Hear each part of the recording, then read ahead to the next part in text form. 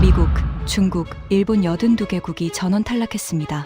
76년 역사상 단 한 번도 부여된 적 없는 S등급. 그 등급을 받은 건 6,200억 미국도, 8천억 중국도, 4,500억 일본도 아니었습니다. 예산 127억, 지하 창고로 쫓겨난 한국이었습니다. 미국은 경악했고, 중국은 침묵했고, 일본은 한마디를 남겼습니다. 우린 또 패배인가요? 그런데 가장 충격적인 건 따로 있었습니다. S등급을 제안한 사람이 한국을 지하에 넣은 장본인이었습니다. 그 충격적인 전말을 지금 공개합니다. 시작하기 전 구독과 좋아요, 그리고 대한민국 화이팅! 댓글로 한국을 응원해주세요. 밀라노 올림픽 조직위원회 본부 7층 대회의실이 발칵 뒤집혔습니다. 82개국 문화관 최종 심사 결과가 발표되는 날이었습니다. 17명의 심사위원이 둥근 테이블에 앉아 있었고, 그 한가운데 스크린에 거대한 글자가 떠올랐습니다. 등급 S. 76년 역사상 최초 국제올림픽위원회가 문화올림픽 프로그램을 시작한 이래 단 한 번도 부여된 적 없는 등급이었습니다. 사실 존재하지도 않았던 등급이었죠. 저는 그 글자를 보는 순간 두 손이 떨리기 시작했습니다. 그 등급을 받은 나라는 한국이었습니다. 6,200억 원을 쏟아부은 미국관도 아니었습니다. 8천억 원짜리 중국관도 아니었습니다. 4,500억 원의 일본관도 아니었습니다. 82개국 가운데 예산 순위 58위, 고작 127억 원. 지하 2층 배관실 옆 창고에 배정된 한국이었습니다. 그리고 그 지하 창고에 한국을 집어넣은 사람이 바로 저였습니다. 제 이름은 마이클 제이 브레넌, 62세, IOC 문화올림픽 총괄 디렉터. 34년간 올림픽 문화 프로그램의 예산, 공간, 인력 배분을 최종 결제해 온 사람입니다. 런던, 리우, 도쿄, 파리. 9번의 올림픽을 거치며 저는 하나의 공식을 만들었습니다. 예산이 곧 문화 수준이다. 이 공식은 34년간 단 한 번도 틀린 적이 없었습니다. 적어도 석 달 전까지는요. 석 달 전. 바로 이 건물 4층 소회의실에서 82개국 문화관 공간 배분 최종 회의가 열렸습니다. 테이블 위에는 각 나라가 제출한 예산서와 기획안이 쌓여 있었죠. 옆자리에는 하이니 밀러가 앉아 있었습니다. IOC 문화위원회 수석 심의관, 59세, 독일인. 저와 23년을 함께 일한 동료이자 경쟁자입니다. 그는 서류를 넘기다가 한국 예산서 앞에서 멈췄습니다. 마이클, 이건 봤습니까? 그가 손가락으로 숫자를 가리켰습니다. 127억 원. 82개국 중 58위. 한국이 이 예산으로 대체 뭘 하겠다는 겁니까? K-팝 스피커 하나 놓으면 끝 아닌가요? 저는 웃었습니다. 하이니의 말이 맞다고 생각했으니까요. 그때 회의실 문이 열렸습니다. 한국 대표단이 들어왔습니다. 4명이었습니다. 양복을 입은 중년 남성 하나, 정장 차림의 여성 하나, 그리고 젊은 남녀 직원 2명. 다른 나라 대표단이 최소 12명에서 20명씩 왔던 것에 비하면 초라한 인원이었죠. 양복 차림의 남성이 인사를 했습니다. 한국문화체육관광부 코리아하우스 담당입니다. 공간 배정에 대해 논의하고 싶습니다. 저는 서류를 한번 훑어봤습니다. 그리고 말했습니다. 한국의 예산 규모를 감안하면 현재 배정된 공간이 최선입니다. 하지만 그 공간은 지하 2층입니다. 배관실 옆에 있는 창고예요. 최소한 지상 1층으로 옮겨주시면 감사하겠습니다. 정장 차림의 여성이 차분하게 말했습니다. 그녀의 명찰에는 정하윤 제1차관이라고 적혀 있었죠. 저는 그녀의 눈을 보며 대답했습니다. 차관님, 1층은 미국, 중국, 일본, 프랑스, 영국이 배정되어 있습니다. 이 5나라가 투입한 예산만 합쳐도 2조 8천억 원입니다. 한국의 127억 원으로는 지하 외에 배정 가능한 공간이 없습니다. 회의실이 조용해졌습니다. 정하윤 차관이 고개를 끄덕였습니다. 분노도 항의도 아니었습니다. 그냥 알겠다는 표정이었죠. 그리고 한마디를 더 했습니다. 그렇다면 지하에서 최선을 다하겠습니다. 4명은 고개를 숙여 인사하고 나갔습니다. 문이 닫히자 하인리히가 한심하다는 듯 코웃음을 쳤습니다. 지하에서 최선이라. 김치 냄새가 위층까지 올라오지만 않으면 다행이겠군요. 저는 아무 말도 하지 않았습니다. 다만 속으로 생각했죠. 저 사람들은 현실을 모른다. 문화는 돈이다. 돈이 없으면 문화도 없다. 이건 34년간 증명된 사실이다. 그렇게 한국은 지하 2층으로 갔습니다. 그리고 석 달 후, 저는 지금 이 대회의실에서 떨고 있습니다. 하지만 진짜 이야기는 지금부터입니다. 이 채널을 처음 보시는 분들은 구독 한번 부탁드리겠습니다. 제가 34년의 확신을 버리게 된 건 이틀 전 밤이었습니다. 이틀 전. 문화관 개장 이틀째 날이었습니다. 밀라노에 기록적인 폭설이 내렸습니다. 3월 폭설은 23년 만이라고 현지 뉴스가 보도했죠. 기온이 영하 11도까지 떨어졌고 오후 2시를 기점으로 문화구역 전체에 전력이 나갔습니다. 난방이 꺼졌습니다. 조명이 꺼졌습니다. 엘리베이터가 멈췄습니다. 82개국 문화관 가운데 자체 비상발전기를 보유한 곳은 3곳뿐이었습니다. 미국, 중국, 독일. 이 세 나라만 불이 켜져 있었죠. 하지만 저는 심사를 멈출 수 없었습니다. 일정은 변경 불가였습니다. 17명의 심사위원이 이미 도착해 있었고 심사 기한은 사흘이었습니다. 코트를 여미고 미국관부터 들어갔습니다. 미국관은 대단했습니다. 아니, 정확히 말하면 압도적이었습니다. 6,200억 원. 미국이 이번 올림픽 문화관에 투입한 예산입니다. 자체 발전기 덕분에 정전 속에서도 LED 조명이 쏟아졌고 24m 높이의 스크린에서는 할리우드급 영상이 흘러나왔습니다. 실리콘밸리 기술로 만든 체험관에서는 관람객이 가상현실 헤드셋을 쓰고 미국 문화유산을 돌아볼 수 있었죠. 하지만 문제가 있었습니다. 입장료 55유로, 한화로 약 8만 원이었습니다. 정전 때문에 밖에서 얼어붙은 사람들이 미국관 앞까지 왔다가 입장료를 보고 돌아서는 모습이 보였습니다. 한 이탈리아 노부부가 입구에서 주머니를 뒤지다가 포기하고 돌아가는 뒷모습을 저는 잊을 수 없습니다. 안에 들어온 사람들도 문제였습니다. 거대한 스크린 앞에서 셀카를 찍고 체험관에서 가상현실 기기를 쓰고 기프트숍에서 35달러짜리 머그컵을 사들고 나갔습니다. 평균 체류 시간은 17분이었죠. 저는 수첩에 적었습니다. 미국관. 화려함. 하지만 기억에 남는 장면 없음. 중국관으로 이동했습니다. 8천억 원. 82개국 가운데 최대 예산이었습니다. 1층에서 가장 넓은 공간을 차지하고 있었죠. 5,000년 역사를 상징하는 청동기와 도자기가 유리관 안에 전시되어 있었습니다. 보안 요원이 3m 간격으로 서 있었고 관람 동선은 철저하게 통제되었습니다. 레드카펫이 깔려 있었고 중국 전통 음악이 스피커에서 흘러나왔습니다. 감시 카메라가 16대. 관람객이 유리관에 손을 대면 경보음이 울렸습니다. 한 프랑스인 관람객이 도자기 앞에서 사진을 찍으려다 보안 요원에게 제지당하는 장면을 봤습니다. 중국관은 박물관이었습니다. 훌륭한 유물이 있었지만 그건 전시일 뿐이었습니다.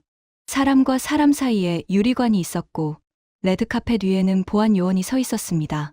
저는 수첩에 적었습니다. 중국관. 위대한 역사. 하지만 만질 수 없는 문화. 독일관은 하이니의 자부심이었습니다.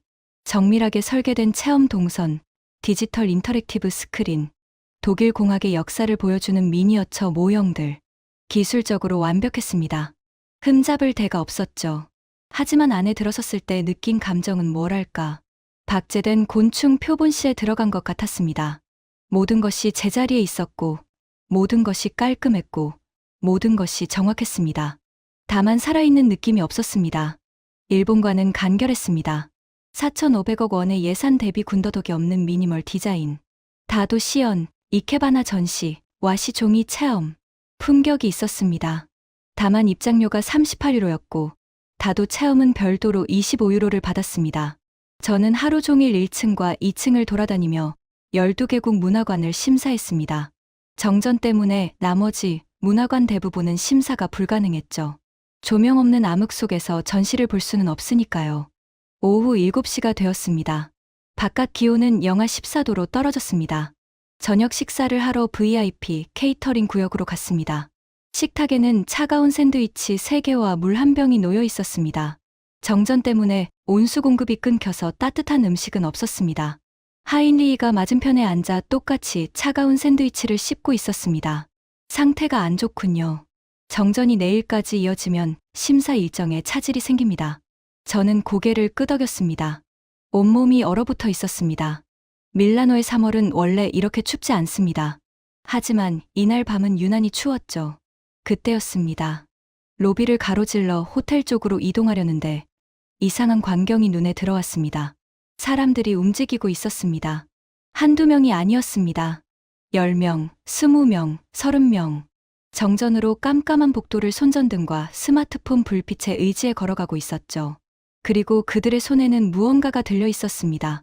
종이봉투, 종이컵, 보자기에 쌓인 무언가. 방향은 하나였습니다. 비상계단. 아래로, 지하로 향하고 있었습니다. 어떤 젊은 여성은 양손에 종이봉투를 하나씩 들고 있었고, 봉투에서 김이 피어올랐습니다. 따뜻한 무언가였습니다. 어떤 노인 부부는 서로의 팔짱을 끼고 계단을 조심스럽게 내려가고 있었습니다. 어떤 아이는 보자기에 쌓인 뭔가를 가슴에 꼭 안고 달려가고 있었죠. 아까 미국관 앞에서 주머니를 뒤지다 돌아섰던 그 이탈리아 노부부가 보였습니다. 둘 다 웃고 있었습니다. 종이컵을 손에 쥐고 김이 피어오르는 그 컵을 코 가까이 대고 향을 맡으며 웃고 있었습니다. 그 모든 사람들이 지하로 내려가고 있었습니다. 아니, 정확히 말하면 지하에서 올라오는 사람들도 있었습니다. 올라오는 사람들의 표정이 더 이상했습니다. 눈이 빨갛게 충혈되어 있었습니다. 울었던 흔적이었습니다. 그런데 울면서도 웃고 있었습니다. 종이봉투를 꼭 안고 눈이 벌겋게 부어 있으면서도 입가에 미소를 머금고 있었습니다. 저는 다리가 굳었습니다. 34년 경력의 직감이 무언가 이상하다고 알려주고 있었습니다. 그때 하인리히가 뒤에서 말했습니다. 마이클, 저건 당신이 지하에 넣은 한국관이에요. 저는 고개를 돌렸습니다. 하인리히의 표정은 무덤덤했습니다. 아니, 약간의 경멸이 섞여 있었죠. 개장 첫날부터 저렇습니다. 지하에서 뭔가를 나눠주고 있는 모양이에요. 정전이 되니까 사람들이 무료 음식을 찾아 몰려가는 거겠죠. 문화관이 아니라 급식소를 운영하고 있는 겁니다. 그는 한숨을 쉬었습니다. 가실 필요 없습니다. 당신의 결정이 옳았다는 걸 굳이 확인할 필요는 없잖습니까? 지하 배관실 옆 창고에서 김치를 나눠준다고 그게 문화가 됩니까? 그건 구호 활동이지 문화가 아닙니다. 하인리히는 그 말을 남기고 엘리베이터 쪽으로 사라졌습니다. 물론 엘리베이터는 정전으로 멈춰 있었지만 그는 VIP 전용 비상계단으로 호텔 동 2층 객실로 올라갔습니다. 저는 움직이지 못했습니다. 하인리히의 말은 논리적으로 완벽했습니다. 127억 원짜리 지하 창고에서 음식을 나눠주는 것은 문화관 운영이 아닙니다. 그건 자선 활동이죠. IOC 기준으로 보면 심사 대상조차 되지 않습니다. 하지만 제 눈앞에는 논리로 설명이 되지 않는 광경이 펼쳐지고 있었습니다. 6,200억 원짜리 미국관 앞에서 돌아서던 사람들이 지하 2층 창고에서는 울면서 웃고 있었습니다. 8천억 원짜리 중국관에서 보안요원에게 제지당하던 사람들이 종이봉투를 가슴에 안고 행복한 표정으로 올라오고 있었습니다. 어둠 속에서 계단을 내려가는 사람들의 행렬은 끊이지 않았습니다. 스마트폰 불빛이 마치 촛불 행렬처럼 지하를 향해 이어지고 있었죠. 그리고 그 계단 끝에서 한 줄기 빛이 새어나오고 있었습니다. 빨간 불빛이었습니다. 전기가 아니었습니다. 화로였습니다. 누군가 숯불 화로를 피운 것이었죠. 그 빨간 빛이 지하 계단 벽면을 은은하게 비추고 있었고 그 빛을 따라 올라오는 것은 열기와 냄새였습니다. 된장, 참기름, 고추, 숯불에 구워지는 무언가. 코끝이 먼저 반응했습니다. 위장이 그 다음이었습니다. 하루 종일 차가운 샌드위치 한 조각으로 버텼던 몸이 그 냄새에 솔직해졌습니다. 34년간 저를 지배했던 공식이 있었습니다. 예산이 곧 문화 수준이다. 이 공식은 단 한 번도 틀린 적이 없었습니다. 하지만 그날 밤, 제 발은 공식이 아니라 냄새를 따라 움직였습니다. 한 계단, 두 계단, 세 계단, 아래로, 아래로, 빨간 불빛이 점점 가까워졌습니다. 열기가 얼굴을 감싸기 시작했습니다. 웃음소리가 들렸습니다. 여러 나라 말이 섞인 웃음소리. 그리고 그 안에서 한 가지 말이 반복되고 있었습니다. 더 드세요. 더 드세요. 한국어였습니다. 지하 2층의 문이 보였습니다. 저는 문 앞에 섰습니다. 손잡이를 잡았습니다. 34년간의 공식이 맞는지 아니면 저 문 뒤에 제가 한 번도 본 적 없는 무언가가 있는지. 저는 문을 열었습니다. 문을 여는 순간 열기가 얼굴을 때렸습니다.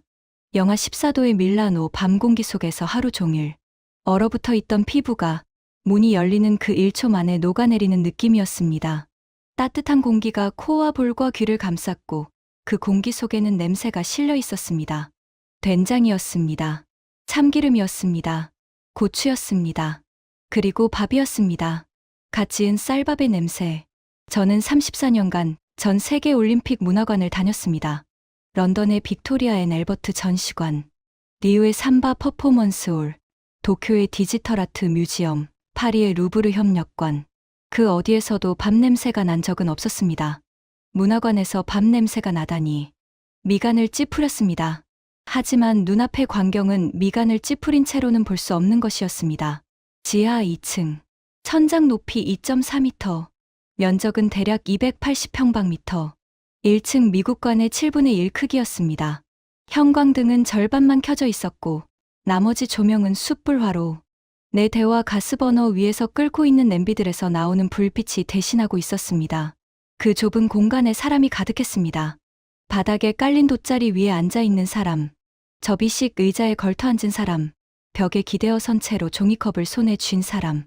제가 눈대중으로 세어봤을 때 최소 200명은 되어 보였습니다. 280평방미터에 200명. 어깨가 어깨에 닿고 무릎이 무릎에 닿는 밀도였습니다. 하지만 이상한 것은 아무도 불평하지 않는다는 점이었습니다. 미국관에서는 17분 만에 나가던 사람들이 이 좁은 지하 창고에서는 돗자리에 앉아 밥을 먹고 있었습니다. 중국관에서는 유리관 앞에서 3m 거리를 유지하던 사람들이 여기서는 서로의 어깨를 맞대고 웃고 있었습니다. 이탈리아어, 영어, 프랑스어, 독일어, 스페인어, 아랍어. 6개 이상의 언어가 동시에 들렸습니다. 그런데 그 모든 말 사이사이에 한국어가 끼어 있었습니다. 여기요, 여기 앉으세요. 더 드릴까요? 춥지 않으세요? 한국어를 알아듣는 사람은 거의 없었을 겁니다. 하지만 손짓과 표정으로 통했습니다. 한국인 자원봉사자가 이탈리아 노인의 손을 잡고 빈자리로 안내하는 장면.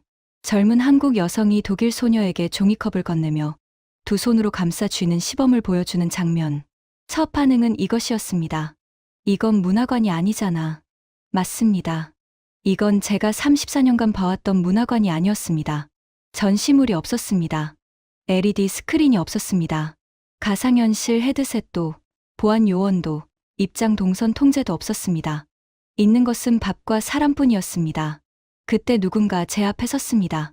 들어오실 겁니까? 서 계실 겁니까? 목소리가 직선적이었습니다. 군인 같았습니다. 고개를 돌리자 한국인 남성이 서 있었습니다. 30대 초반. 까만 패딩 위에 코리아하우스 자원봉사자 조끼를 걸치고 있었고 이마에는 땀이 맺혀 있었습니다. 지하인데도 이 남자만 땀을 흘리고 있었죠. 쉴 틈 없이 움직이고 있었다는 뜻이었습니다. 명찰에 박서준, 현장 총감독이라고 영어와 한국어로 적혀 있었습니다. 심사위원이십니까? 제가 목에 걸린 IOC 공식 패스를 보고 물었을 겁니다. 그렇습니다. IOC, 문화올림픽 디렉터 마이클 브레넌입니다. 그 말을 듣고도 박서준의 표정은 변하지 않았습니다. IOC 디렉터라는 직함에 긴장하거나 비위를 맞추려는 기색이 전혀 없었습니다. 해병대 출신이라 그런 건지 원래 성격이 그런 건지 모르겠지만 그는 그냥 고개를 한번 끄덕이고는 말했습니다. 신발은 벗으셔도 되고 안 벗으셔도 됩니다. 다만 벗으시면 더 편하실 겁니다. 저는 의아했습니다. 왜 신발을 벗어야 하죠? 주변을 보니 돗자리에 앉은 사람들 대부분이 신발을 벗고 있었습니다. 양말 차림으로 돗자리에 앉아 작은 밥상 같은 것 위에 놓인 그릇들을 앞에 두고 먹고 있었죠. 이건 진짜 급식소인가 싶었습니다. 하인리의 말이 맞았나 보다. 문화관이 아니라 구호소.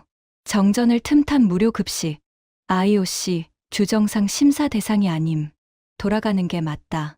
머릿속에서 그런 생각이 돌고 있을 때 제 시선이 한 곳에 꽂혔습니다. 공간의 가장 안쪽.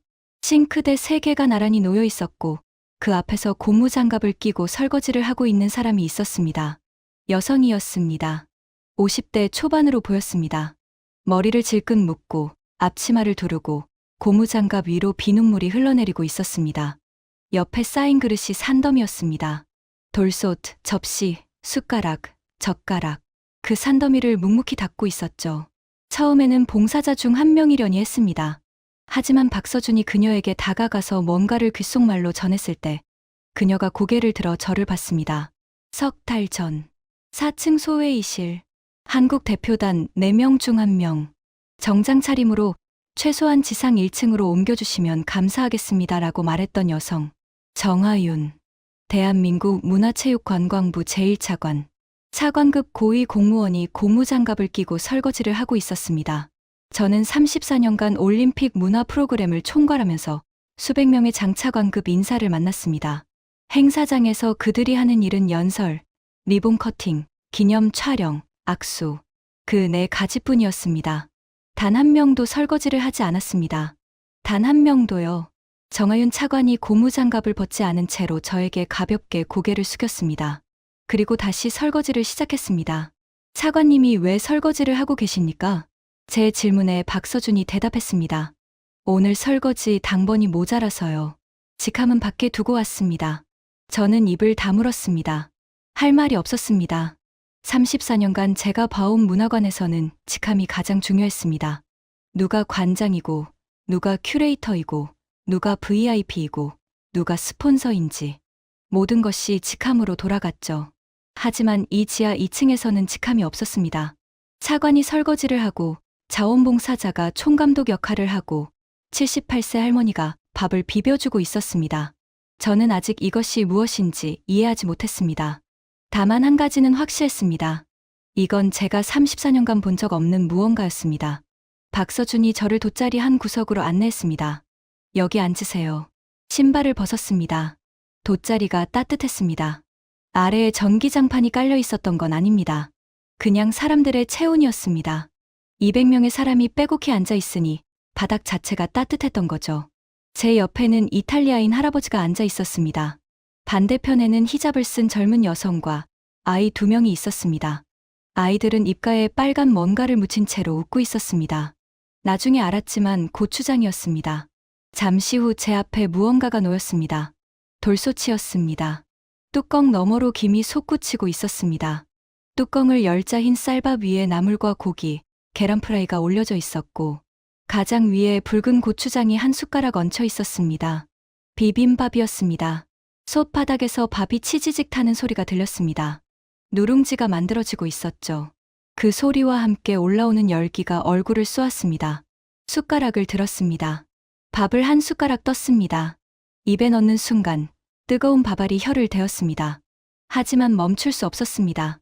뜨거운 밥이 목을 타고 내려가는 순간 하루 종일 얼어붙어 있던 몸 안에서 뭔가가 녹기 시작했습니다. 위장이 먼저 반응했습니다. 꾸르륵 소리가 났습니다. 창피했지만 상관없었습니다. 옆에 앉은 이탈리아 할아버지도 같은 소리를 내고 있었으니까요. 2번째 숟가락, 3번째 숟가락. 나물의 참기름 향이 코끝을 스쳤습니다. 계란 프라이의 고소함이 밥알과 섞였습니다. 고추장의 매운맛이 혀끝을 찌르자 이마에서 땀이 살짝 배어나왔습니다. 영하 14도의 밤에 지하 2층 창고에서 저는 땀을 흘리며 밥을 먹고 있었습니다. 다 먹었습니다.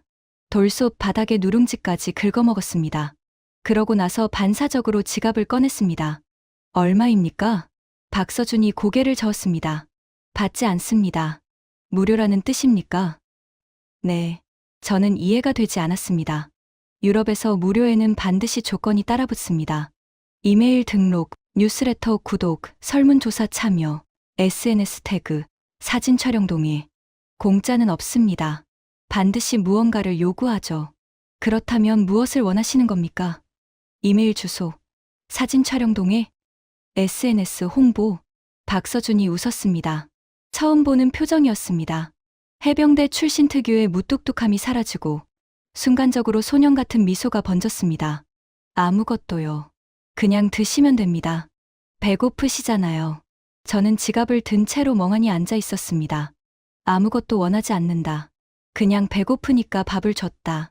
34년간 저는 모든 것에 가격표를 붙여왔습니다. 미국관 55유로, 중국관 보안 요원 16명, 독일관 입장 동선 설계비 3억 원.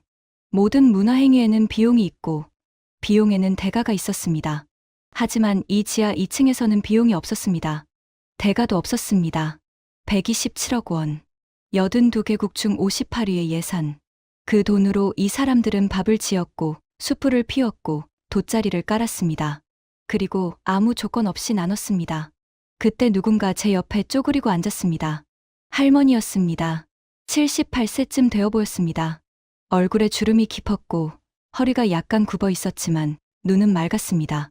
머리에 수건을 두르고 앞치마를 두른 채 양손에 무언가를 들고 있었습니다. 한 손에는 숟가락, 다른 한 손에는 돌솥. 할머니가 제 앞에 새 돌솥을 내려놓았습니다. 이번에는 비벼져 있었습니다. 할머니가 직접 비벼서 가져온 것이었죠. 그리고 제 손등을 톡톡 쳤습니다. 많이 드세요. 박서준이 통역했습니다. 많이 드시라고 합니다. 많이 추우셨을 거라고요. 할머니의 손이 거칠었습니다. 50년간 주방에서 일한 손이었죠. 손등에 화상 자국이 있었고 손가락 마디가 굵었습니다. 하지만 제 손등을 두드리는 그 손길은 부드러웠습니다. 이 사람은 누구인가? 박서준에게 물었습니다. 이 할머니는 누구십니까? 직원입니까? 아닙니다. 전주에서 오셨어요. 비빔밥 식당을 50년 넘게 하신 분인데 이번에 자비로 밀라노까지 오셨습니다. 자비로요? 네. 비행기값, 숙박비, 재료비 전부 본인 부담이요. 올림픽에서 한국 음식을 해주고 싶다고 하셨대요. 저는 다시 지갑을 꺼내려다 멈췄습니다. 이 할머니에게 돈을 내미는 건 모욕이 될 것 같았습니다. 할머니는 이미 다음 사람에게 가고 있었습니다. 아까 히잡을 쓴 여성 옆에 앉더니 아이 2명의 입가를 앞치마 자락으로 닦아주고 있었습니다. 아이들이 깔깔 웃었습니다. 할머니도 웃었습니다. 그 모습을 보는데 가슴 어딘가에서 뭔가가 찌릿했습니다. 아주 오래된 감각이었습니다. 어린 시절 할머니 집에서 느꼈던 것과 비슷한, 설명하기 어려운 무언가. 저는 비벼진 비빔밥을 먹었습니다. 할머니가 비빈 솜씨가 남달랐습니다. 고추장이 밥알 하나하나에 골고루 묻어 있었고 나물과 고기가 적절하게 섞여 있었습니다. 50년의 손맛이라는 게 이런 건가 싶었죠. 다 먹고 나서 빈 돌솥을 들고 싱크대로 갔습니다. 정아윤 차관이 아직도 설거지를 하고 있었습니다. 제가 빈 돌솥을 내밀자 차관이 고개를 들었습니다. 잘 드셨습니까? 네, 감사합니다. 그녀는 미소를 짓고 돌솥을 받아들었습니다. 대한민국 제1차관의 손이 비눗물에 젖어 있었습니다. 석 달 전 그녀가 지하에서 최선을 다하겠습니다라고 말했던 게 떠올랐습니다. 이게 그녀가 말한 최선이었구나. 지하 2층, 배관실 옆 창고, 형광등 절반, 숯불 화로 4대, 돗자리와 돌솥과 김치, 그리고 설거지하는 차관. 저는 고개를 돌렸습니다. 지하 공간 전체를 다시 봤습니다. 아까와 같은 광경이었지만 다르게 보이기 시작했습니다. 6,200억 원짜리 미국관에는 직원이 있었습니다. 계약서에 사인하고 월급을 받고 퇴근 시간을 기다리는 직원. 하지만 이 지하에는 직원이 없었습니다. 있는 것은 사람들 뿐이었습니다. 자비로 비행기를 타고 온 할머니, 설거지 당번에 자원한 차관, 해병대 출신의 현장 총감독. 이들은 왜 여기에 있는 것일까? 아직 답은 나오지 않았습니다. 하지만 하나는 확실해졌습니다. 하인리의 말은 틀렸습니다. 이건 구호소가 아니었습니다. 이건 뭔가 다른 것이었습니다. 그리고 그게 뭔지를 알려면 더 깊이 들어가야 했습니다. 안쪽에서 먹물 냄새가 나고 있었습니다. 음식 구역을 지나 안쪽으로 걸어갔습니다. 지하 공간은 생각보다 깊었습니다. 배관실 옆 창고라고 했지만 실제로는 창고 3개를 터서 하나의 공간으로 만든 것 같았습니다. 음식 구역, 체험 구역, 그리고 가장 안쪽의 전시 구역. 3구역으로 나뉘어 있었죠. 체험 구역에는 2가지가 있었습니다. 한복 체험과 서예 체험. 한복 체험 쪽에서는 각국 관람객들이 한복을 입어보고 있었습니다. 거울 앞에서 돌아보며 웃는 프랑스인 가족, 두루마기를 입고 갓을 쓴 채 셀카를 찍는 브라질 청년. 자원봉사자들이 한복 여미는 것을 도와주고 있었죠. 저는 한복 체험을 지나쳐 서예 구역으로 갔습니다. 써보세요라고 적힌 현수막이 걸려 있었습니다. 한국어, 영어, 이탈리아어, 프랑스어, 스페인어. 5개 언어로 같은 말이 쓰여 있었죠. 긴 테이블 위에 한지가 깔려 있었고 먹물이 담긴 벼루와 붓이 놓여 있었습니다. 10명 남짓한 사람들이 붓을 들고 무언가를 쓰고 있었습니다. 어떤 사람은 자기 이름을 한글로 써보려고 시도하고 있었고 어떤 사람은 자원봉사자가 잡아주는 손을 따라 서툰 획을 긋고 있었습니다. 한 자원봉사자가 저에게 다가왔습니다. 20대 초반의 한국 여성이었습니다. 한 글자 써보시겠어요? 붓을 건넸습니다. 거절하려 했습니다. 저는 관찰하러 온 것이지 참여하러 온 것이 아니었으니까요. 심사위원은 객관적이어야 합니다. 참여하는 순간 객관성이 흐려지죠. 하지만 그 순간 먹물 냄새가 코끝을 스쳤습니다. 몸이 굳었습니다. 이 냄새를 아는 데서 맡았습니다. 아주 오래전에, 아주 익숙한 곳에서 어머니의 거실이었습니다. 어머니 캐서린 브레넌, 한국전 참전 미 육군 간호사. 어머니는 한국에서 돌아온 뒤 서예를 취미로 시작했습니다. 거실 한쪽에 낡은 나무 책상을 놓고 벼루에 먹을 갈아 한지 위에 글씨를 쓰곤 했죠. 어릴 적 집에 돌아올 때마다 현관문을 열면 그 냄새가 났습니다. 먹물 냄새, 한지 냄새, 가끔은 먹물에 섞인 물의 냄새까지. 저는 그 냄새가 싫었습니다. 엄마, 그 까만 물 냄새 좀 안 나게 해. 10살 때 제가 한 말이었습니다. 어머니는 웃었습니다. 그리고 말했죠. 이 냄새가 날 살렸어, 마이클. 그 말의 의미를 저는 한 번도 묻지 않았습니다. 10살 때도, 20살 때도, 30살 때도, 40살 때도, 어머니가 돌아가시던 57세 때도 이 냄새가 날 살렸다는 게 무슨 뜻이냐고 단 한 번도 물어보지 않았습니다. 붓을 받았습니다. 손이 떨렸습니다. 자원봉사자가 제 손을 가볍게 잡아 안내했습니다. 힘을 빼세요. 붓이 알아서 갈 거예요. 어머니도 같은 말을 했었습니다. 제가 대학에 가기 전 어머니가 처음이자 마지막으로 서예를 가르쳐 주려 했을 때 저는 5분 만에 포기했고 어머니는 아무 말 없이 혼자 계속 쓰셨죠. 한지 위에 서투른 획이 그어졌습니다. 자원봉사자가 정이라는 글자를 쓰게 해줬습니다. 이건 무슨 뜻입니까? 정이요. 영어로 딱 맞는 단어가 없는데 굳이 번역하면 마음의 온기 같은 거예요. 마음의 온기. 저는 한지 위에 서투른 글자를 내려다봤습니다. 삐뚤빼뚤한 획, 먹물이 번진 자국.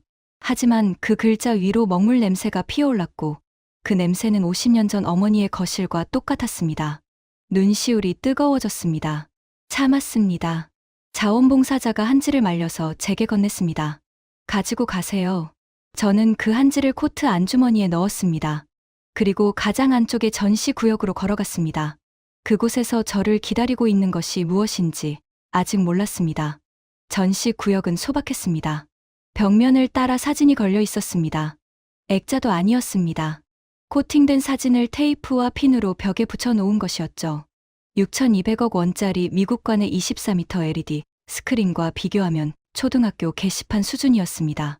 주제는 한국과 세계였습니다. 첫 번째 섹션은 올림픽과 한국이었습니다.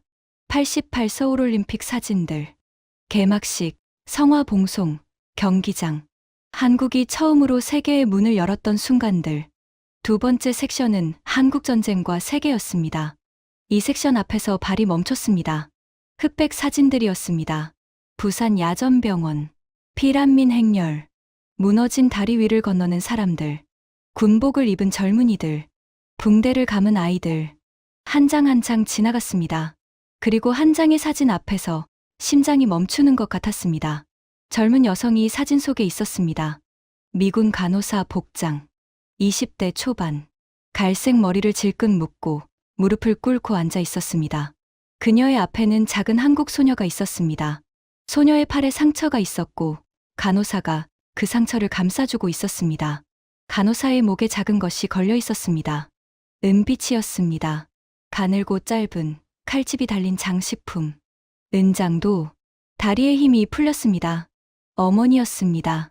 75년 전의 어머니가 사진 속에서 저를 바라보고 있었습니다. 22살의 캐서린 브레넌, 미 육군 제121호 송병원 소속 간호사. 부산. 그 시절 어머니는 아직 브레넌이 아니었습니다. 캐서린 도일, 아일랜드계 미국인, 뉴욕 브롱크스 출신, 간호학교를 갓 졸업하고 자원에서 한국으로 간 22살의 여자.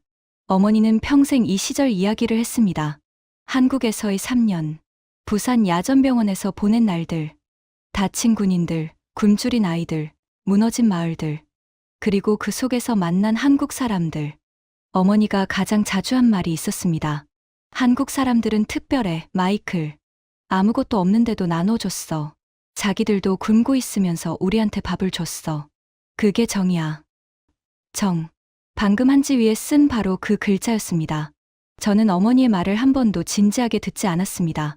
어릴 때는 지루했고, 커서는 바빴고, 나이 들어서는 관심이 없었습니다. 어머니가 한국 이야기를 시작하면 저는 고개를 끄덕이면서 다른 생각을 했죠. 어머니가 돌아가신 날, 장례식 후 유품을 정리할 때, 어머니의 서랍에서 나온 것들, 낡은 벼루, 마른 먹, 한지 몇 장, 그리고 작은 상자 안에 든 은장도. 어머니는 그 은장도를 평생 목에 걸고 다녔습니다. 제가 어릴 때 물었습니다. 엄마, 그 반짝이는 거 뭐야? 한국에서 받은 거야. 내 목숨보다 소중한 거야. 왜 소중한지, 누가 준 건지 묻지 않았습니다. 장례식 후 그 은장도를 상자에 넣고 지하 창고에 넣어뒀습니다. 5년간 열어보지 않았습니다. 그런데 지금 밀라노의 지하 2층에서 75년 전 사진 속 어머니의 목에 그 은장도가 걸려 있었습니다. 사진 옆에 작은 카드가 붙어 있었습니다. 손글씨였습니다. 한국어와 영어가 함께 쓰여 있었죠. 이 간호사 아가씨가 없었으면 나는 오늘 여기 없습니다. 평생 감사합니다. 아래에 이름이 적혀 있었습니다.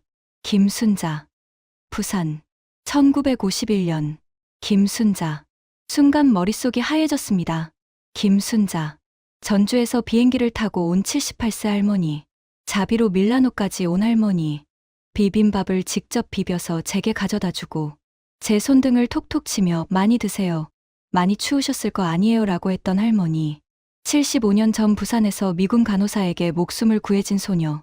그 소녀가 할머니가 되어 75년 후 밀라노 지하에서 그 간호사의 아들에게 밥을 비벼준 것이었습니다. 저는 벽에 손을 짚었습니다. 다리가 떨렸습니다. 어머니의 얼굴이 사진 속에서 저를 보고 있었습니다. 22살, 갈색 머리, 다친 소녀의 상처를 감싸주는 손, 목에 걸린 은장도. 어머니가 평생 한 이야기가 한꺼번에 몰려왔습니다. 한국 사람들은 특별해.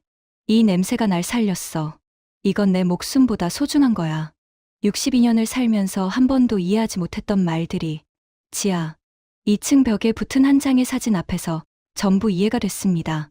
어머니가 서예를 한 이유, 먹물 냄새를 좋아한 이유, 된장을 좋아한 이유, 은장도를 목숨보다 소중히 여긴 이유. 전부 한국이었습니다. 눈물이 났습니다. 참으려 했습니다.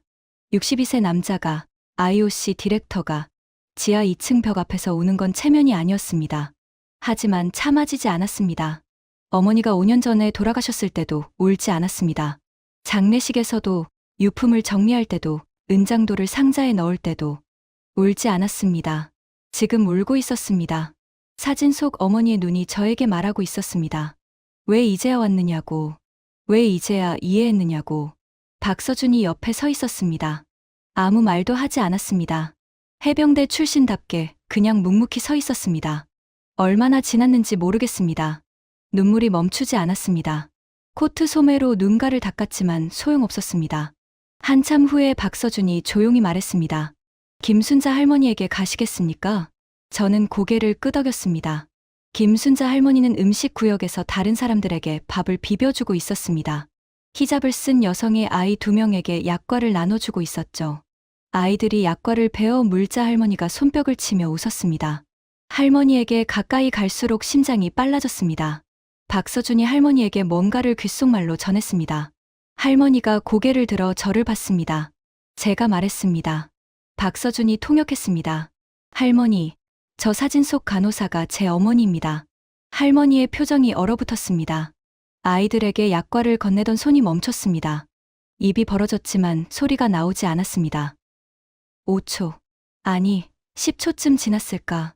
할머니가 제 두 손을 잡았습니다. 양손으로 꽉 잡았습니다. 50년간 부엌에서 일한 거친 손이 제 손을 꽉 쥐었습니다. 떨리고 있었습니다. 할머니의 손이. 아이고. 할머니의 눈에서 눈물이 흘러내렸습니다. 그 아가씨 아들이구나. 박서준의 통역이 갈라졌습니다. 그도 목이 메었던 모양입니다.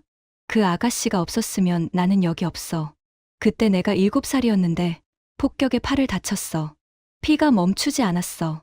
다들 나를 포기했는데 그 간호사 아가씨가 밤새 내 옆에 앉아서 피를 닦아줬어. 할머니가 제 손을 들어 자기 볼에 갖다 댔습니다.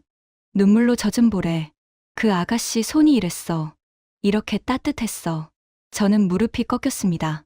돗자리 위에 주저앉았습니다. 할머니가 제 머리를 끌어안았습니다. 78세 할머니가 62세 남자의 머리를 가슴에 끌어안았습니다. 어머니가 어릴 때 해주던 것처럼 울었습니다. 소리내어 울었습니다. 주변 사람들이 돌아봤지만 상관없었습니다. IOC 디렉터라는 직함도 34년의 경력도 62세의 체면도 상관없었습니다. 75년이었습니다. 75년 전 부산에서 어머니가 이 소녀의 목숨을 살렸습니다. 그리고 75년 후 밀라노에서 그 소녀가 할머니가 되어 어머니의 아들에게 밥을 해줬습니다. 이것은 우연이 아니었습니다. 이것은 한국 사람들이 하는 것이었습니다. 갚는 것이었습니다. 75년이 걸려도 갚는 것이었습니다. 아무것도 없이, 아무 조건 없이, 아무 대가 없이. 그냥 밥을 해주는 것, 그냥 손을 잡아주는 것, 그냥 따뜻하게 해주는 것. 어머니가 평생 말한 그것. 할머니가 제 머리를 쓰다듬으며 말했습니다. 울지 마. 내 어머니는 좋은 사람이었어. 세상에서 가장 좋은 사람이었어. 한참을 울었습니다. 할머니의 가슴에 얼굴을 묻고 한참을 울었습니다. 할머니가 그래도 됐습니다. 75년 전 어머니가 이 할머니를 안아줬던 것처럼 할머니가 지금 저를 안아주고 있었습니다. 세상에는 시간이 갚을 수 없는 빚이 있다고 생각했습니다. 75년이 지나면 사라질 줄 알았습니다. 하지만 한국 사람들에게는 사라지지 않는 것이 있었습니다. 한참이 지나서야 눈물이 멈췄습니다. 박서준이 종이컵을 내밀었습니다. 따뜻한 무언가였습니다. 수정과요. 달아서 기분이 좀 나아지실 거예요. 마셨습니다. 계피향과 생강맛이 섞인 달콤한 음료였습니다. 뜨거웠습니다. 할머니가 다시 일어섰습니다. 눈물을 닦고 앞치마를 매만지고 다시 밥을 비비러 가셨습니다. 78세의 할머니는 울고 나서도 바로 일어나 일하는 사람이었습니다. 그때 누군가 제 옆에 된장찌개를 놓아줬습니다. 뚝배기에서 보글보글 끓고 있었습니다. 두부와 애호박과 대파가 보였습니다. 숟가락을 들었습니다. 국물을 한 숟가락 떴습니다. 뜨거웠습니다. 짠맛과 감칠맛이 동시에 혀를 감쌌습니다. 몸 안에 남아있던 마지막 차가움이 녹아내렸습니다. 어머니가 된장을 좋아했던 이유를 이제야 알았습니다. 어머니는 부산에서 된장찌개를 먹었을 겁니다. 아무것도 없는 야전병원에서 한국 사람들이 끓여준 된장찌개를. 그리고 그 맛을 평생 잊지 못한 거죠. 된장찌개를 먹으며 또 울었습니다. 뜨거운 국물과 눈물이 동시에 흘렀습니다. 숟가락을 든 손이 떨렸지만 멈추지 않았습니다. 먹고 울고, 먹고 울었습니다. 그때 입구 쪽에서 기척이 느껴졌습니다. 고개를 돌렸습니다. 하인리 밀러가 서 있었습니다. 언제 내려온 건지 모르겠습니다. 계단 입구에 서서 지하 공간 전체를 바라보고 있었습니다. 코트깃을 세운 채로, 두 팔을 가슴 앞에 모은 채로. 하인리의 표정은 처음 보는 것이었습니다. 경멸도, 냉소도 아니었습니다. 당혹이었습니다. 그의 시선이 움직였습니다.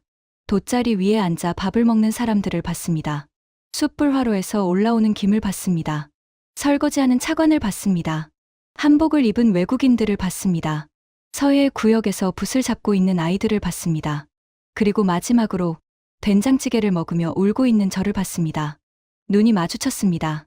저는 눈물을 닦지 않았습니다. 숨기지 않았습니다. 하인리히가 입을 열었다가 다물었습니다. 무언가를 말하려다 그만둔 것이었습니다. 그는 돌아섰습니다. 아무 말 없이 계단을 올라갔습니다. 하지만 저는 봤습니다. 하인리히가 돌아서는 순간 그의 눈이 빨갛게 충혈되어 있었다는 것을. 23년간 함께 일하면서 하인리히가 감정을 드러내는 것을 본 적이 없었습니다. 독일식 냉정함과 합리성의 화신. 감정이 일의 효율을 저해한다고 믿는 사람. 그 하인리히의 눈이 빨갛게 충혈되어 있었습니다. 이 지하 2층은 무언가를 하고 있었습니다. 사람의 마음에 무언가를 하고 있었습니다. 127억 원으로는 LED 스크린을 살 수 없습니다. 가상현실 헤드셋도, 보안 시스템도, 에어컨도 살 수 없습니다. 하지만 밥은 지을 수 있습니다. 숯불은 피울 수 있습니다. 손은 잡아줄 수 있습니다. 6,200억 원이 사지 못한 것을 127억 원이 만들고 있었습니다. 아니, 정확히 말하면 127억 원이 만든 것도 아니었습니다. 자비로 비행기를 탄 할머니의 마음이, 설거지를 자원한 차관의 마음이, 해병대 출신, 총감독의 묵묵한 헌신이 만든 것이었습니다. 저는 빈 뚝배기를 내려놓았습니다. 코트 주머니에 손을 넣었습니다. 무언가가 만져졌습니다. 종이에 쌓인 부드러운 것. 약과였습니다. 아까 할머니가 제 코트 주머니에 넣어줬던 것이었습니다. 밥을 주고 손등을 톡톡 치고 주머니에 약과까지 넣어주고 언제 넣었는지도 몰랐습니다. 종이를 펼쳤습니다. 납작한 약과 2개가 나왔습니다. 한 개를 베어 물었습니다. 달았습니다. 참기름과 꿀과 생강의 맛이 입안에 퍼졌습니다. 코트 안주머니에는 아까 서예 체험에서 쓴 한지가 들어 있었습니다. 정. 바깥 주머니에는 약과, 안주머니에는 정. 제 양쪽 주머니에 한국이 들어 있었습니다. 밤 11시가 넘었지만 지하 2층의 불은 꺼지지 않았습니다. 숯불 화로의 빨간 불빛이 여전히 벽면을 비추고 있었고 사람들의 웃음소리가 여전히 울리고 있었습니다. 박서준이 다가왔습니다. 오늘 방문자 수를 세어봤는데 3,200명입니다. 3,200명이요? 네. 어제는 2,800명이었고 오늘이 3,200명입니다. 내일은 더 늘어날 것 같습니다. 미국관의 오늘 방문자는 420명이었습니다. 입장료 55유로를 내고 들어온 420명. 한국관의 방문자는 3,200명. 무료로 지하 2층까지 계단을 걸어 내려와서 근데 음식 재료는 충분합니까? 이 많은 사람에게 무료로 제공하려면 비용이 엄청날 텐데. 박서준이 웃었습니다. 할머니가 전주에서 쌀 300kg을 가져오셨어요.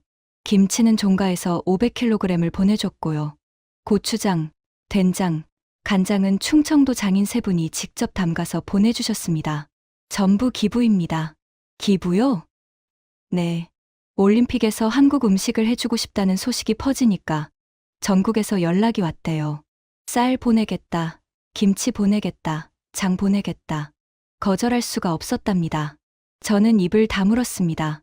쌀 300kg, 김치 500kg, 장인이 직접 담근 장류, 전국 각지에서 보내온 기부. 이건 예산 127억 원의 이야기가 아니었습니다. 이건 한 나라가 움직인 이야기였습니다. 저는 지하 2층에 천장을 올려다봤습니다. 배관이 보였습니다. 형광등이 보였습니다. 페인트가 벗겨진 콘크리트 벽이 보였습니다. 제가 이곳에 한국을 넣었습니다. 이 차갑고 낡은 지하 창고에. 그런데 한국은 이 차갑고 낡은 지하 창고를 밀라노에서 가장 따뜻한 곳으로 만들었습니다. 예산이 곧 문화 수준이다. 34년간 저를 지배했던 그 공식이 이 지하 2층에서 산산이 부서지고 있었습니다.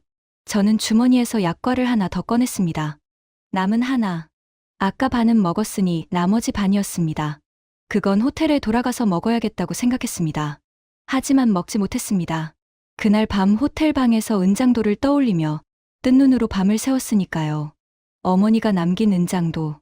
5년간 상자 속에 넣어둔 채 열어보지 않았던 그것. 다음 날 아침, 저는 결정을 내렸습니다. 이 이야기를 심사위원 17명 앞에서 해야겠다고. 다음 날 오전 10시, 7층 대회의실, 82개국 문화관 최종 심사회의가 시작되었습니다.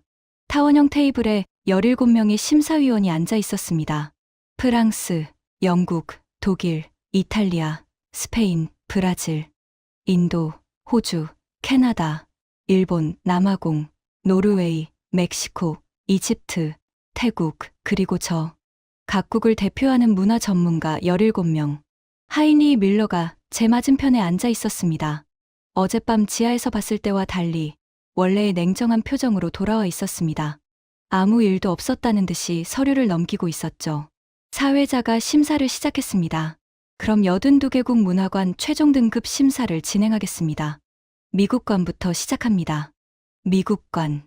등급 A. 평가 기술적 완성도 최상. 콘텐츠 다양성 우수. 다만 관람객 체류 시간 짧음. 입장료 55유로로 접근성 제한. 찬성 15 반대 1 기권 1점. 중국관. 등급 A. 평가 역사적 가치 최상. 전시물 품격 탁월. 다만 관람객 참여도 저조. 보안 과도. 찬성 14 반대 2 기권 1점. 독일관. 등급 A. 평가 기술 융합 우수. 동선 설계 최적. 다만 정서적 교감 부족. 찬성 13 반대 3 기권 1점. 일본관. 등급 B+. 평가 미학적 완성도 높음. 문화 정체성 명확. 다만 접근성 제한 입장료 38유로. 체험 별도 25유로. 찬성 11 반대 5 기권 1점. 하나씩 심사가 진행되었습니다. 82개국 중 상위 20개국의 심사가 끝나자 사회자가 서류를 정리하며 말했습니다. 이것으로 상위 20개국 심사를 마무리합니다. 나머지 62개국은 서면 평가로 등급을 확정하겠습니다. 한국과는 지하 배정으로 정식 심사 대상에서 제외되어 있으므로 서면 처리합니다. 디렉터님 결정으로 알고 있는데 맞으십니까? 17개의 시선이 저에게 쏠렸습니다. 저는 천천히 일어섰습니다. 아닙니다.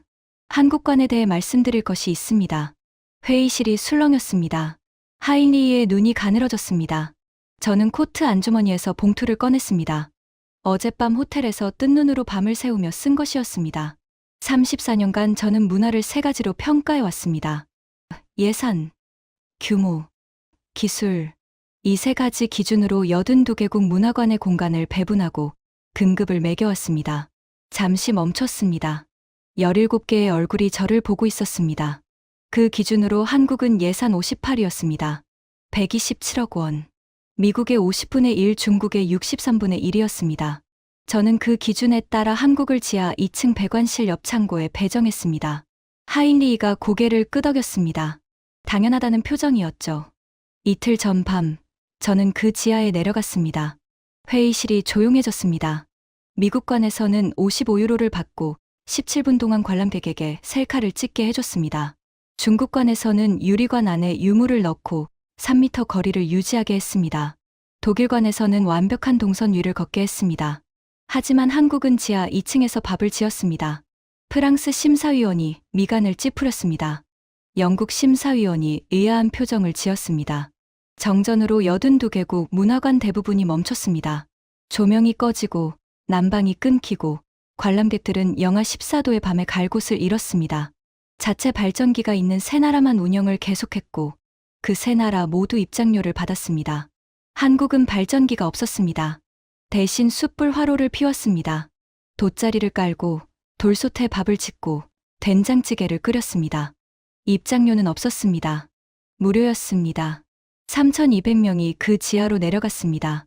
노르웨이 심사위원이 몸을 앞으로 기울였습니다. 그것만이 아닙니다. 대한민국 문화체육관광부 제1차관이 고무장갑을 끼고 설거지를 하고 있었습니다. 자비로 밀라노까지 온 78세 할머니가 비빔밥을 비벼 사람들에게 나눠주고 있었습니다. 해병대 출신 32세 청년이 현장 총감독으로 200명의 신발을 정리하고 있었습니다. 이 사람들에게 저는 물었습니다. 무엇을 원하느냐고. 이메일을 달라는 건지, 설문을 해달라는 건지, SNS에 올려달라는 건지. 대답은 이랬습니다. 아무것도 원하지 않는다. 배고프니까 밥을 줬다. 회의실이 완전히 조용해졌습니다. 인도 심사위원이 볼펜을 내려놓았습니다. 저는 이 자리에서 한 가지 고백을 해야 합니다. 봉투에서 종이를 꺼냈습니다. 손이 떨렸습니다. 그 지하 벽면에 사진이 걸려 있었습니다. 한국전쟁 당시 부산 야전병원 사진이었습니다. 그 사진 속에 제 어머니가 있었습니다. 17명의 눈이 커졌습니다. 제 어머니 캐서린 브레너는 한국전 참전 미 육군 간호사였습니다. 1951년 부산에서 복무했습니다. 어머니는 평생 한국 이야기를 했습니다. 한국 사람들은 아무것도 없는데도 나눠줬다고, 자기들도 굶으면서 밥을 줬다고, 그게 정이라고. 저는 한 번도 귀 기울이지 않았습니다. 목이 메었습니다. 참았습니다. 그 사진 옆에 카드가 있었습니다. 이 간호사 아가씨가 없었으면 나는 오늘 여기 없습니다. 김순자, 부산, 1951년. 김순자. 75년 전 어머니가 목숨을 살린 7살 소녀의 이름이었습니다. 그리고 그 김순자 할머니가 78세가 되어 자비로 밀라노까지 와서 어머니의 아들인 저에게 비빔밥을 비벼줬습니다. 제 손등을 두드리며 말했습니다. 많이 드세요. 많이 추우셨을 거라고. 75년입니다. 75년 전에 받은 것을 75년 후에 갚고 있었습니다. 아무 조건 없이, 아무 대가 없이 눈물을 닦았습니다. 더 이상 참을 수 없었습니다. 저는 34년간 문화를 예산으로 평가해 왔습니다. 그 기준으로 한국을 지하 창고에 넣었습니다. 하지만 어젯밤 그 지하에서 저는 34년 만에 처음으로 문화가 살아있는 것을 봤습니다. 6,200억 원은 화려한 스크린을 만들었습니다. 8천억 원은 위대한 전시관을 만들었습니다. 하지만 127억 원은 사람을 살렸습니다. 정전 속에서 얼어붙은 사람들을 먹이고, 입히고, 따뜻하게 해줬습니다. 75년 전에도, 어젯밤에도, 한국은 문화를 전시하지 않았습니다. 한국은 문화를 나눴습니다. 봉투를 내려놓았습니다. 저는 한국관에 대해 IOC 76년 역사상 최초의 등급 신설을 제안합니다. 등급 S, A, 위의 등급입니다. 회의실이 웅성거렸습니다. 하인리의 얼굴이 굳어졌습니다. 사회자가 물었습니다. 전례가 없는 일인데 근거를 좀 더 말씀해 주시겠습니까? 근거는 간단합니다. 기존의 A 등급은 예산, 규모, 기술의 최상위를 의미합니다. 하지만 한국과는 이 세 가지 기준 바깥에 있습니다. 예산 58위, 면적 최하위, 기술 장비 전무. 기존 기준으로는 C나 D 등급이 적절합니다. 하지만 결과는 정반대였습니다. 하루 방문자 3,200명, 미국관의 8배입니다. 82개국 중 유일한 무료 운영. 정전 상황에서 유일하게 사람을 먹이고 따뜻하게 한 공간.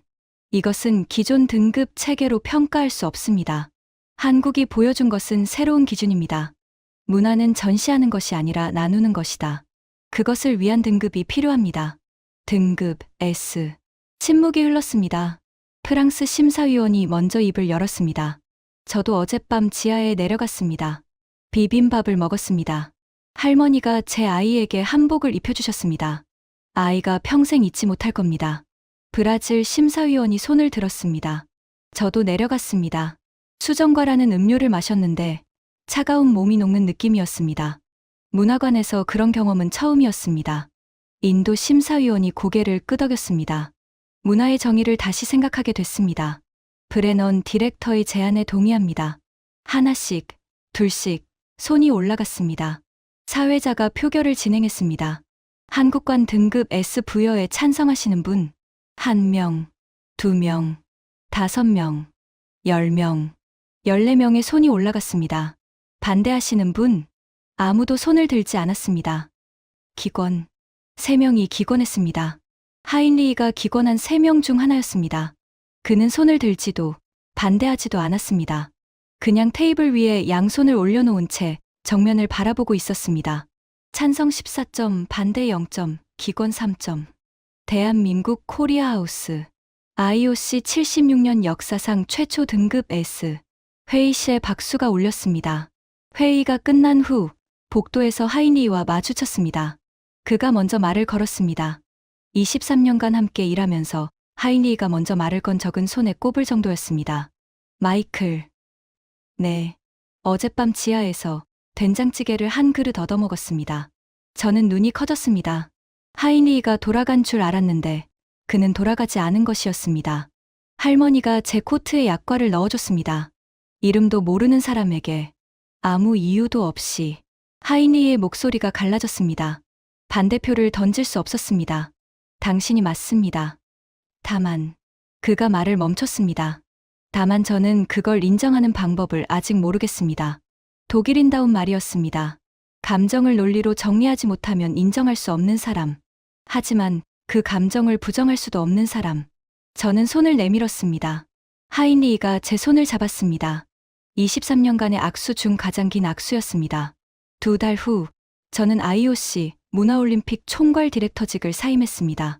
34년간 올림픽과 함께 온 경력을 내려놓는 것은 쉽지 않은 결정이었습니다.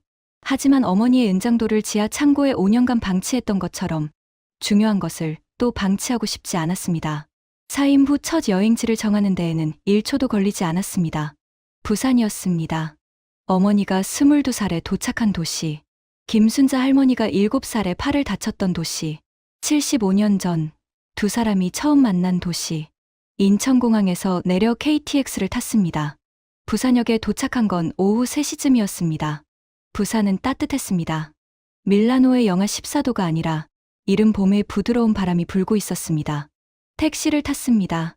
행선지는 어머니가 1951년에 근무했던 야전병원이 있던 자리.